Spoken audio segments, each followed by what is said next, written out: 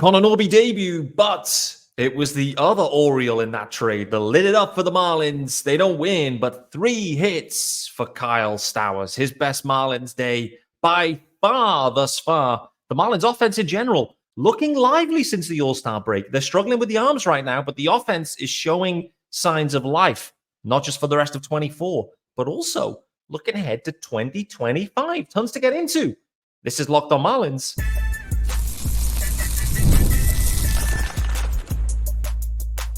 You are Locked On Marlins, your daily podcast on the Miami Marlins. Part of the Locked On Podcast Network, your team every day.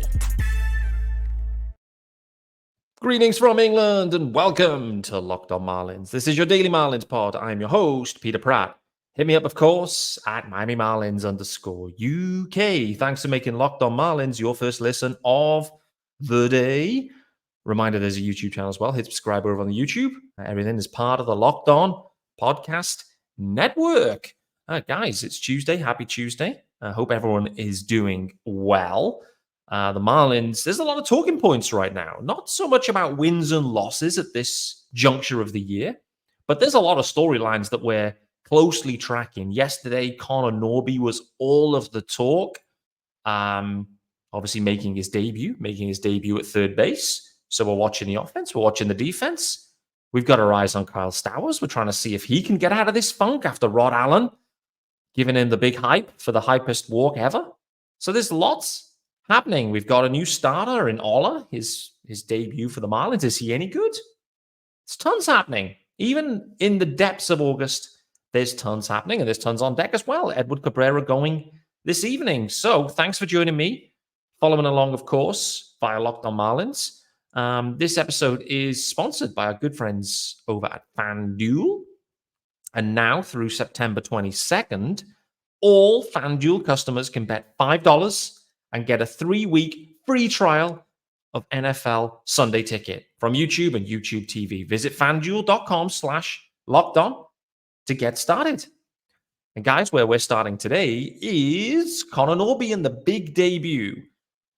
He got his first hit. He had his first RBI, scored his first run, had his first caught stealing, made a couple of throws at third base, no errors, all good. In reality, there was, when you look at the box score, you may, think, okay, yeah, great, like decent day. I don't think it quite represents exactly how things went for Norby, but nevertheless gets his first hit. There was 4 at-bats, no Ks. That's good. We had the problem with Kyle Stowers where it was, sombrero season to get it rolling. Norby, no Ks. That's good. Unfortunately, but the reality was that there was 4 ground outs. So all balls hit on the ground towards third base or the shortstop region. Fish on first. It's probably Eli on this tweet. It was savage, absolutely savage. He tweeted out, we had Avisail Garcia's first 4 at-bats for the Marlins, seemingly. All 4 grounders to third base. It was like, oh my days, what is going on here with Avisail Garcia? He's going to find it, right? And then above that tweet, we then get the Norby first game debut. One of them did equate to a hit, so that was good. But 4 ground outs, absolutely savage work from Eli Sussman on that one. I'd tip my cap to that level of savagery, no doubt about it.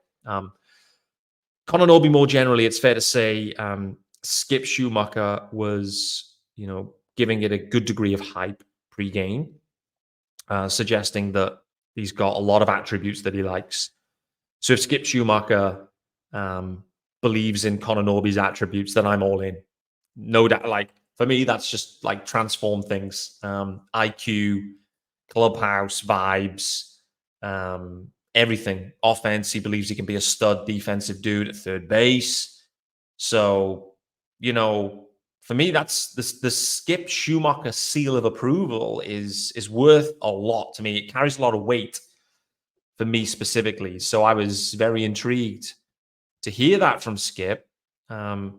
Not surprised, but he doesn't load praise out like if it's not deserved. And so Skip will be believing in Connor Norby. And like I mentioned on the show yesterday, he's going to have a great opportunity. He's back in the lineup today. He's hitting 5th today, and he's also playing third base again. So he's going to be given the opportunity. He believes he's a second baseman. He believes he's potentially to be an above average second baseman. Equally, the feeling is that he can be an above average third baseman. We saw, with Jazz headed over to the Yankees, like how well he was able to transition pretty quickly to third base, like having never played that position ever before for Jazz. And Connor Norby hasn't really played a ton at third base himself either. And so not quite the same, but relatively similar. And, I know Jake Berger has spent quite a bit of time at third base. The vibes I've been getting with Jake Berger is that the Marlins are maybe looking for him to transition more to first base, maybe more regularly, maybe DHing, whatever it might be. Like, I get the sense that they're looking for him to move away from third, and maybe they're going to get a little bit more, I don't know, agile, if that's the right way of phrasing it. I mean, Berger for me has been fine at third. The offensive profile looks good at third with all of the home run power, considering the Marlins' one of their other major prospects in Davison De Los Santos also plays first base. I guess he also plays third as well. But, I think it's going to be interesting to see the way the roster is constructed, when we get some of these kind of the next wave of guys fully up in Augustin Ramirez, Davison De Los Santos, maybe one or two others, Sanoja, Victor Mesa, maybe next season, et cetera, et cetera. But overall with Norby, just going back to it, Skip Schumacher, for me, the seal of approval. We're going to be tracking him closely. He looks an exciting player, no doubt. Caught stealing, it was a perfect throw, by the way. Absolutely nailed the throw. Man, oh man, the catcher yesterday had one hell of a game. The salami, 2 RBIs later in the game. 6 RBIs, a stolen bag. Caught stealing. I mean, boy, oh boy. The Marlins, I believe, could have taken him in the draft a couple of years back. They had the opportunity to do so and passed up on him. I think I saw a tweet saying they went for Cody Morissette instead, which, based on the way that career's panned out, that probably was the wrong pick. Nevertheless, let's not dwell on that too much. For Connor Norby, I think overall, it was a C+ debut. I think that's how I would grade it. How would you grade it? Let me know. Got his first hit, tons of grounders, looked okay at third. What I would say at third base, by the way, there was one specific play, one specific throw where he had tons of time. But man, oh man, he really lent into a throw, like full gasolina in terms of the arm. And so, maybe that arm is a little bit better than we anticipate. So I'm interested about that. I'm excited about that. But the velocity for the throw was impressive. So Connor Norby as well, I think pre-game, and I think this was a really interesting piece. We're going to talk about Stowers now after the first break, but calling out that he's back, and he's back with Stowers, and they're clearly good buddies. Obviously, being in the Orioles system together, being on the Orioles themselves together, and so he kind of called it up to say, "Listen, I'm back. I'm up, and we're back together, and that's probably going to mean, I know you've been going through some issues, but it probably means you're going to rake again, and rake now." And what did we get from Kyle Stowers? We got 3 hits. So we're going to talk about Kyle Stowers straight after this break. We also have to talk about Nick Fortez, that absolutely creamed one yesterday. We'll talk about Ola and his issues in his Marlins debut as well. D-backs bombs really hurt the Marlins. Boy, oh boy, there was some seismic blasts in that game. And Edward Cabrera is on deck for the Marlins, so we'll talk about Eddie Cabrera as well. Before we do that, firstly, let's let you know about our good friends over at FanDuel. And you've heard us talk a lot about FanDuel here on Locked On Marlins, America's #1 sportsbook. Well, we have something a little different for you right now. Now, through September 22nd, that's in caps, bold, you name it, all FanDuel customers can bet $5 and get a 3-week free trial of NFL Sunday Ticket from YouTube and YouTube TV.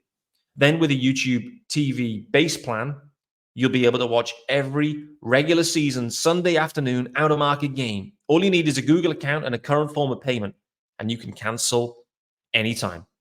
So simply visit FanDuel.com/lockedon to download America's #1 sportsbook. Welcome back to Locked on Marlins, guys, with me, Peter Pratt. The Marlins got beat yesterday, but it's not about the wins and losses at this point. It isn't. Everyone is closely tracking right now player performances. It doesn't matter the result. This is now spring training. This is about getting ready for 25. That's what it's about. Skip Schumacher will be still measuring, let's go and win baseball games. And the guys want to win. I get it, they do. But frankly, the result doesn't matter. Frankly, losses or wins, as I've said many times on this pod, particularly in the down years of the Marlins, which have been more frequent, unfortunately, than the up years in the years that I have followed this organization. And frankly, anyone that's followed the organization. But losses or wins, that doesn't mean Skip is trying to lose. Quite the opposite of that. But we are in spring training season. We are seeing the roster churn like we have never seen a roster churn. I think we are up to over 60 players. That's 6-0 that have represented the Marlins. That's not within, multiple layers. That is the big league level. That is the Miami Marlins. Over 60 guys. 60 guys. It feels like the Rays, doesn't it? It feels like the roster churn, the DFAs, the waiver claims, the minor trades, everything. Full Rays in year one. I looked at the box score when I woke up this morning. Honestly, there were at least 2 relievers that I'd never even heard of that pitched last night. That's where we're at, where even the host of Locked on Marlins that is covering the team on a daily basis is struggling to keep up with the roster moves. There's just so many of them. So many of them. And a lot of these guys are unfamiliar names. That's the challenge. But what I must say, and the observation that I've made headed into this show this evening, was that my sense is that since the Marlins have kind of, fully moved on from some of the vets, and that process has been going on for some time. Obviously, like there's been some bigger names in Avisel Garcia and Tim Anderson. Obviously, they moved on from Nick Gordon, and in fact, and traded everyone away. The roster is so different at this point. But what I would say is this roster and this offense in particular has been spunky.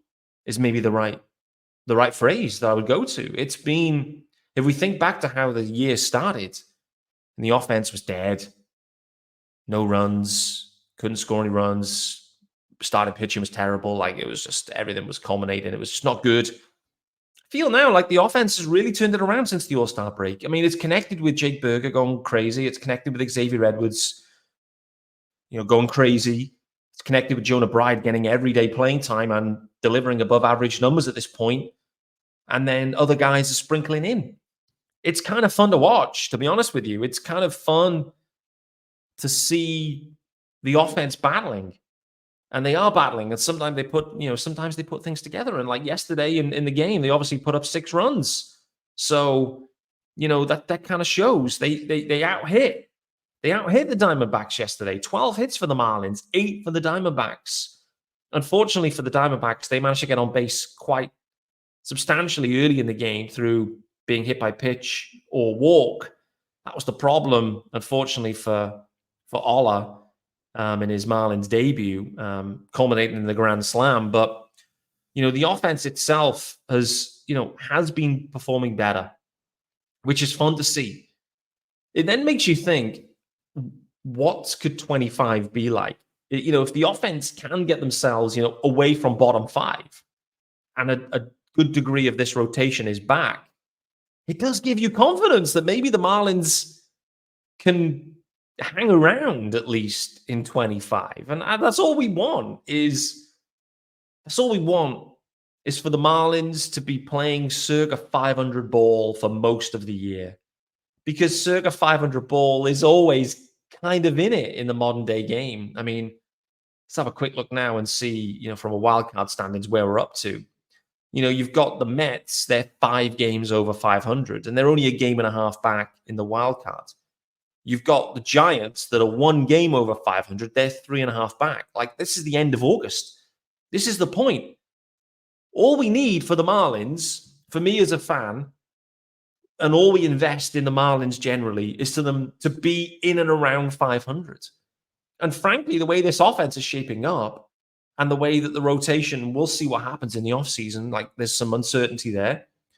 And there's some question marks about some of the guys that are there now, and Edward Cabrera and Max Meyer we spoke about yesterday. But you're starting to think, like, is there a 500 club there next year? Maybe there is. Because if you kind of take away the putrid nature of the start of the campaign. I mean, actually, if you kind of look from the All-Star break onwards, like, the Marlins have been okay. I think just the devastating part of this season, and I know I'm going off on a bit of a tangent here, but the devastating part of this whole season for the fan base from a Marlins perspective, it isn't the fact that they've traded players away and moved on from guys. For me, the most disappointing fact for this whole season is that the season ended in the first 10 to 12 days of the season. The season was cooked in mid-April. Mid-April. We knew the Marlins season was done. And like I've said many times on this show and just generally, like, when the results of sports don't matter because you have no chance, then it takes a significant amount of the viewing aspect away. That's been my sense anyway. It's all well and good following guys and being interested in, earlier on in the campaign, like, hey, Otto Lopez is on fire. Can he keep it going? It's all well and good. But I'm not turning on to watch a Marlins game specifically to see if Otto Lopez is real and whether he can continue this pace. I'm just not. And maybe there'll be a certain time where I'll turn on to watch a starting pitcher go, no doubt about it. Closely watching some of the starts, for sure. But overall with baseball, it should be about, my viewing experiences, where the games matter, the viewing experience is heightened, and it becomes less about the player production, the performance, any of that. It's about big hits and big moments and big spots, and can you deliver? That's what it's about. That's what it's about. And that's what we've missed this year. There's just been no juice when you're watching games because it doesn't matter. They don't matter. And then, of course, you sell everyone and okay, it's rebuild's coming, et cetera, but it isn't the fact they've moved on from players. It's part of the business. And it was obvious that was going to happen. Some of them were more attached to than others.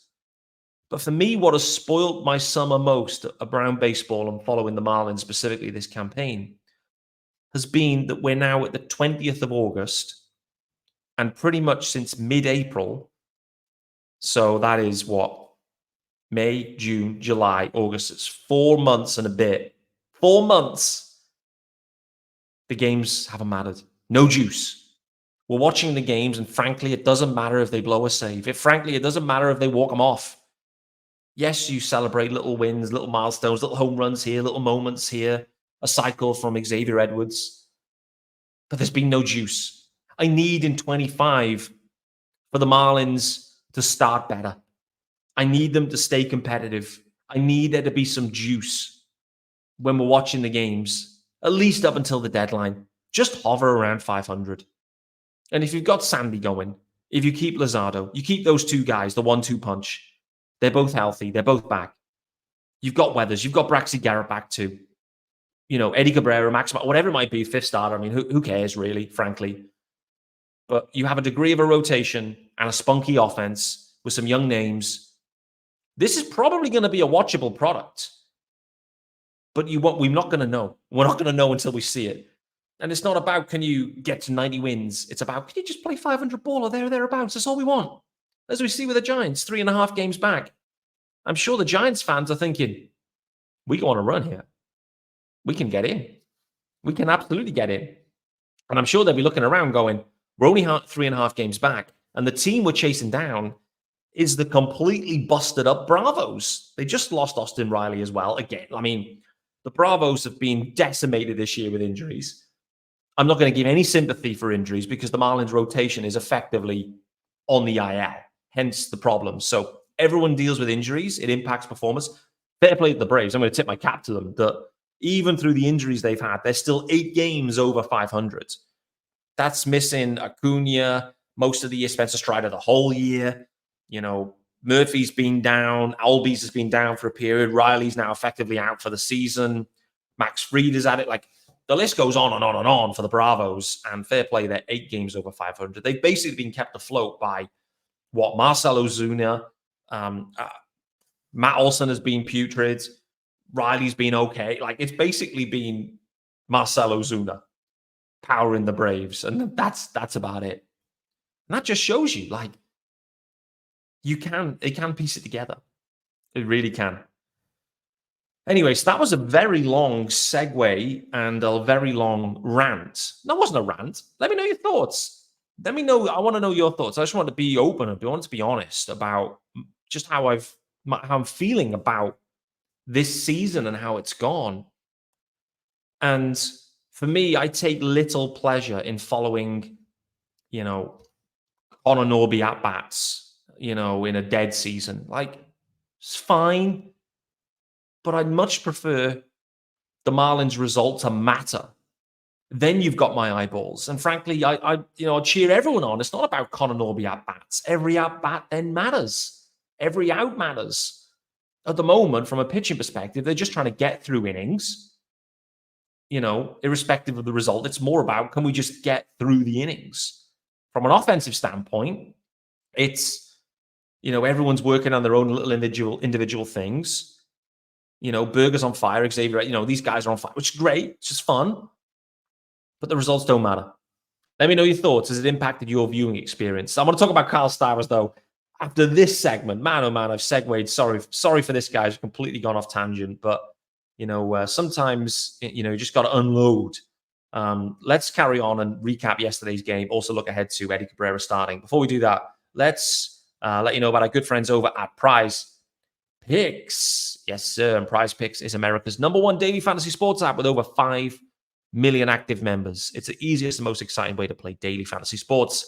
Unlike other apps on PrizePicks, it's you against the numbers, and all you do is pick more or less on 2 to 6 player stat projections and watch the winnings roll in, baby. Get in on the daily action with your friends and become part of the PrizePicks community today. You can now win up to 100 times your money on PrizePicks with as little as 4 correct picks. You can turn 10 ducks? 10 bucks into 1,000. Boy, oh boy, that was a faux pas from me. Signing up today, and you will get $50 instantly when you play $5. You don't even need to win to receive the $50 bonus. It's guaranteed. Yes, sir. So simply download the PrizePicks app today. Use the code LOCKEDONMLB for a first deposit match up to $100. That's LOCKEDONMLB on PrizePicks for a first deposit match up to $100. PrizePicks, run your game.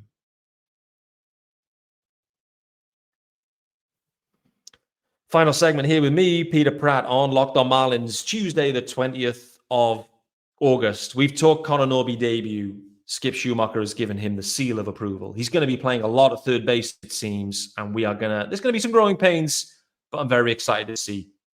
The arm looked fun. Everything looks fun. Let's see what Connor Norby can do. I'd love to see some power output. I think that's, for me, is, if he's legitimate at third base, then we're going to need to see 25-plus home run potential in there. It may not come now, but I need to see a degree of power production from Norby at third base. It can't be a glorified middle infielder playing third base that gives you no power. Berger's profile is what we're looking for effectively, but maybe with a little bit more agility in the infield. I don't know. We need to see that. It's a minimum 20-25 home run, production from that spot. You're not going to get the power production from Xavier Edwards. If they persist with Otto Lopez, they're not going to get that power production either from Otto Lopez. You're going to get it at the corner at first. You need to see it at third. Interested to see what the corner outfield spots mean as well. But, that's what we need to see. We may get it at the catcher position too with Augustin Ramirez coming up. We did get the catcher position yesterday with Nick Fortez. I just want to call out from Nick Fortez. He's not, he's not leaving. He's giving it the Leonardo DiCaprio vibes right now. Like, he knows there's a few, big dogs down in the minor leagues at this point that are bopping. And the pressure's on Nick Fortez, to be honest with you. I mean, defensively, there's no pressure on. I think we spoke about it in the offseason, how impressive the steps had been defensively, particularly with his blocking, et cetera. We then bring in Bethancourt, a specialist at gunning runners, controlling the run game. We then saw Nick Fortez, remember this, earlier in the campaign, that all of a sudden started to really control the running game. Soon as it seemed like Nick Fortez had improved that skill, Bethancourt was DFA'd. That says to me that probably Bethancourt was a glorified coach in that situation. He's gone on to actually have a nice season elsewhere. Interesting, that one as well. Everyone seems to do that. Just shows you how tough maybe Lone Depot can be for hitters.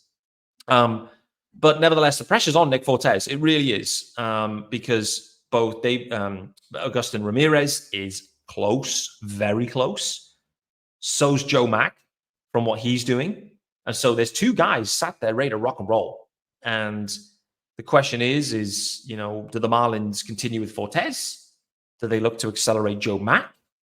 Do they get some more offensive production? But great to see Fortez hitting a 400 and so foot boomba yesterday. Great to see. Kyle Stowers as well. Spoke about him a ton on the pod yesterday.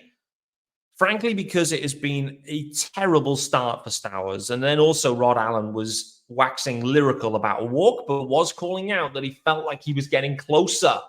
Connor Norby arrives and says he's going to rake. The next thing is Kyle Stowers, 3-hit game. He's back in the lineup today. Let's see if we can continue the momentum for Kyle Stowers. There's been a lot of change for him recently.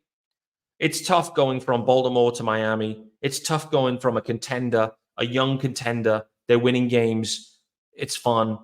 To Miami, a young team that isn't winning games. It's less fun.